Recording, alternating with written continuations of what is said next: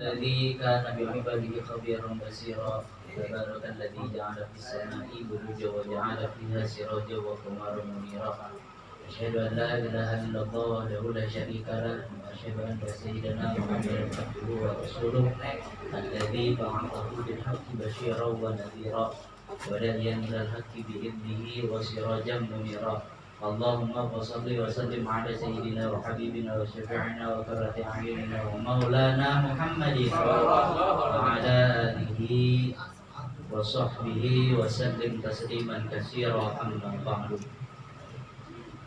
إلهي أنت مقصودي والله تمتبي أعطني محبتك ومعرفتك وأعطني معك أبدا. حضرة المكرمين أهل سلسلة طريق القادرية نقشبندية Pondok Pesantren Sudiraya, بالخصوص مرشدنا في هذا الزمان الشيخ محمد عبد الواسع المسرور قدس الله سره. الفاتحة.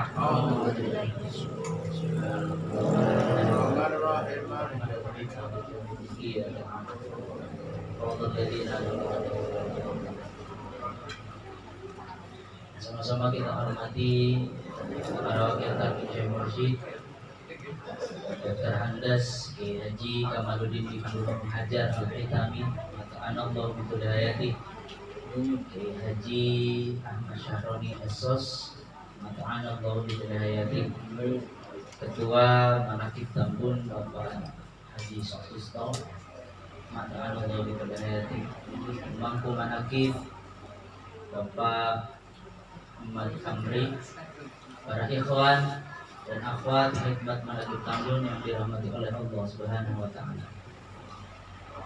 Guru agung kita di dalam kitab Fadhailus Syuhur menerangkan huruf yang kedua di dalam bulan Syawal, yakni huruf waw, diartikan oleh pengarsa Abah dengan arti wusul yang artinya sampai. Kita berangkat dari rumah ke tempat ini, sekarang berada di sini, berarti kita sudah sampai. Ya. Jadi sampai yang dimaksud sampai di sini kata pengarsa Abah adalah sampai usul ilallah, yakni sampai kepada Allah. Alhamdulillah kita sudah diberikan alat untuk bisa usul kepada Allah, yakni kalimat la ilaha illallah. Udah, kalau sudah punya alatnya tinggal dipakai, bisa sampai. Kita udah punya alatnya tapi nggak dipakai, nggak akan bisa sampai kepada Allah. Kita punya mobil tapi kita nggak pakai tuh mobil, kita ke Sirna Rasa jalan, sampai nggak? Sampai, cuman nggak tahu nyampenya kapan. Apalagi itu udah punya mobil, apalagi ini yang nggak punya mobil, apalagi yang nggak punya alatnya.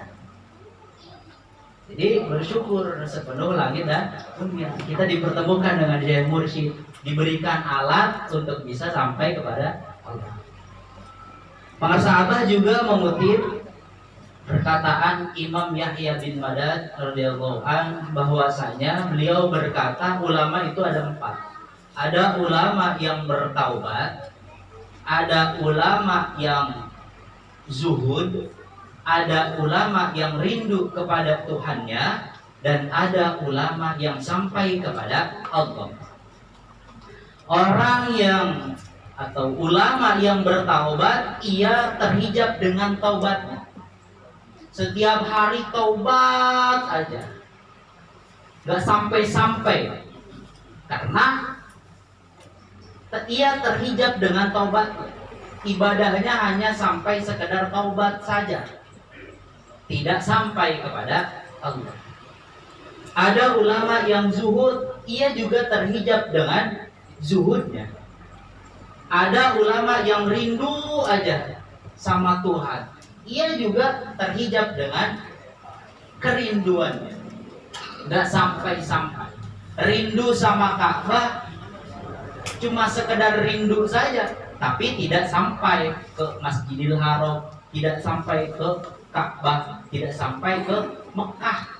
Cuma rindu aja, karena udah pernah ke sana terus rindu. Tapi ada ulama yang keempat, yakni ulama yang sampai kepada cuma 2 langkah, Pak, kita bisa sampai kepada Allah. 1 langkah melewati dunia, 1 langkah melewati akhirat. 1 langkah melewati diri kita sendiri, 1 langkah melewati makhluk.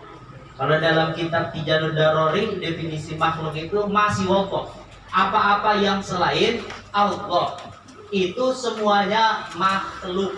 Mau itu surga, mau itu neraka, mau itu malaikat, itu semuanya makhluk. Apapun yang selain Allah itu makhluk. Jadi alhamdulillah kita diajarkan oleh pengarsa Abah untuk beribadah tidak mengharapkan apapun kecuali sampai kepada Allah. Ma wasala man wasala illa bi sohbati man wasala. Tidak akan bisa sampai orang yang sampai kecuali bersama-sama dengan orang yang sampai. Kita percaya, kita yakin bahwasanya pengarsa Abah, guru mursyid kita Syekh Muhammad Abdul Ghasifullah Masrur, silsilah ke-38 sudah sampai kepada ini. Ini cerita ketika saya masih di Zirnarasa, sekali-kalinya itu ketika pengarsa Abah masih menjadi imam secara zahir di masjid. Itu pernah sekali-kalinya sholat subuh paling lama waktunya sekitar 4:30 lewat apa? Itu sholat subuh selesai, zikir, itu zikirnya sampai jam 6, Pak. Kita sebagai makmum ya mikirnya udah aneh-aneh aja, Pak. Saya sendiri khususnya ini, otak bodoh saya mikirnya ini apa? Ketiduran. Otak saya nih, cuman hati saya langsung berlawanan. Oh iya, pengarsa Abah kan mursyid, mungkin ketiduran. Itu pernah, Pak, sekali-kalinya. Karena kenapa saya sampai isyraq? Karena setelah musafahah itu langsung sholat isyraq. Itu pernah, Pak, sekali-kalinya. Jadi zikir dari subuh tidak ada apa-apa, itu zikir sampai isyraq. Saya pernah itu sekali-kalinya zikir. Udah berapa ribu. Ini saya zikirnya udah nggak serius, Pak. Ya kita manusia biasa ya, Pak, apalagi saya. Aduh, itu masih ya kuliah semester 1 semester 2 lah. Udah nggak karuan. Otak udah kemana-mana, pikiran udah kemana-mana mikirnya. Tapi setelah kesini saya baru memahami, pengarsa Abah itu mursyid. Mungkin pengarsa Abah sudah sampai, sedang bertemu dengan Allah, sedang bermesraan dengan Allah. Bisa saja, Pak, Syekh mursyid mah ya tinggal pulang, tapi karena ada tugas yang diberikan oleh Allah menjadi mursyid, maka nunggu kontrakan habis. Jadi pengarsa Abah mau udah bolak-balik. Kita harus yakin, kalau bahasa logikanya, kalau orang ketiduran, kita ketiduran, Pak. Dibangunin kaget. Kaget. Tapi ini mah suatu ketika juga ini saya dapat dari cucunya pengarsa Abah, Abang Sansan, putranya dari Ibu Dewi. Saya resep, Pak, dengar cerita pengarsa Abah, karomah pengarsa Abah. Suatu ketika sudah azan subuh, pengarsa Abah mungkin setelah sholat malam itu duduk di depan madrasah, di bangku pengarsa Abah yang biasa buat manakib salaman, itu duduk. Azan subuh pengarsa Abah tidak bangun, disenggol sama Abang Sansan, tapi nggak bangun. Logikanya kalau orang ketiduran kaget, Pak, bangun. Tapi ini Ya kita sebagai murid harus yakin sampai saat ini pangarsa Abah tidak tidur. Saya juga pernah dapat cerita dari Bunda, pernah nemenin Abah di kamar pangarsa Bunda Witrin. Itu tidak ada 3 detik katanya pangarsa Abah rebahan langsung gorejan lagi, langsung bangun, ambil wudhu, sholat, zikir. Jadi pangarsa Bunda aja yang nemenin Abah itu tidak pernah melihat pangarsa Abah rebahan. Kalau kita, ya Pak, pulang dari Manakib aja udah, aduh. Itu Syekh Mursyid, Pak. Itu untuk membimbing kita untuk bisa sampai kepada Allah. Makanya berat jadi Syekh Mursyid, berat jadi mursyid, berat jadi silsilah yang ke-30. Nah, belum lagi cobaan-cobaan yang lain. Hanya kita mah jadi murid, nerima talqin, ngikutin apa yang diperintah Abah, udah beres lah. Itu sampai kepada Allah. Kita dibimbing sama orang yang sudah sampai kepada Allah. Nih cara untuk sampai kepada Allah, alatnya ini. Kamu harus ngamalin ini agar bisa sampai kepada Allah. Karena hakikat kita diciptakan di dunia ini kan, wa ma khalaqtul jinna wal insa illa liya'budun. Tidak semata-mata aku menciptakan jin dan manusia kecuali untuk beribadah kepada aku, kepada Allah. Dijelaskan oleh pangarsa Abah Anom, yang dimaksud dengan ibadah di situ adalah ma'rifat. Jadi kalau kita pengen beribadah kepada Allah harus ma'rifat. Kalau kita mau sholat harus berwudu. Kalau kita sholat nggak pakai wudu, sholat kita tidak sah. Hukum berwudu ada, yang mewajibkan berwudu nggak ada. Wudu itu mubah aja, boleh aja. Tapi ketika berwudu ingin melaksanakan sholat, maka wudu itu menjadi wajib. Tugas kita di dunia ini beribadah. Nggak mungkin nggak beribadah. Nah, syarat beribadah adalah ma'rifat dulu. Ma'rifat kenal Allah, baru kita bisa beribadah. Apa ma'rifat itu? Fal ma'rifatu innama takhsyuru bikasfil hijabi an hujubin nafsi an mir'atil qalbi fayara fiha jamalal kanzil matwiyi fi sirril lubbil qalbi. Kalau kita mau ma'rifat atau kenal sama Allah, kalau kita pengen beribadah kepada Allah, kita harus membuang, kita harus menghilangkan dinding-dinding penyakit-penyakit yang ada di dalam hati kita. Pakai apa? Zikir lagi. Jadi udah Pak, mau ngomongin apapun, balik lagi semuanya zikir. Ya.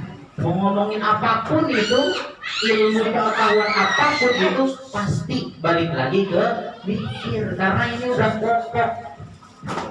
Ya, kalau udah punya ini, ibadah kita akan kita benahi. Alhamdulillah, kita sudah tidak ada waktu untuk tidak bersyukur. Kita dipertemukan dengan Syekh Mursyid.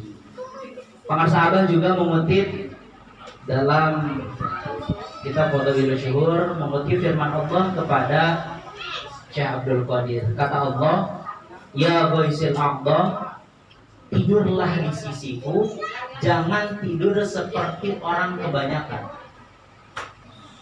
maka kamu akan melihatku, kata Allah. Syekh Abdul Qadir bertanya sama Allah, ya Allah gimana tidur di sisimu? Allah berfirman lagi, acuhnya jasad dari nikmat, nafsu dari syahwat, hati dari keinginan-keinginan yang timbul dari hati, dan ruh daripada lirikan. Maka engkau akan melihatku, kata Allah, tanpa perantara. Jadi kalau di dalam hati kita masih ada makhluk, tadi definisi makhluk apa-apa yang selain Allah, udah gak akan bisa ma'rifat kepada Allah. Tapi kalau ininya hidup, gak akan ada lagi. penyakit-penyakit hati yang ada di dalam hati. Allah juga meneruskan, wahai ya Ghafir Allah, sesungguhnya aku menciptakan seorang hamba yang keberadaannya tidak diketahui oleh penduduk langit dan bumi, penduduk surga dan neraka. Kata Allah, aku menciptakan mereka tidak untuk surga, tidak untuk neraka, tidak untuk bidadari, tidak untuk pelayan. Beruntunglah orang-orang yang sudah percaya kepada mereka meskipun belum mengenalnya. Lalu Allah melanjutkan, ya Ghafir Allah, engkau termasuk daripada mereka. Jadi tugas kita yakin, percaya sama pengersa Abah, walaupun kita belum mengenal pengersa Abah. Udah, kalau udah yakin apapun yang diperintahkan, udah selesai. Kita pasti menjalankan. Semoga istiqomah. Wabillahi taufiq wal hidayah. Wassalamualaikum warahmatullahi wabarakatuh.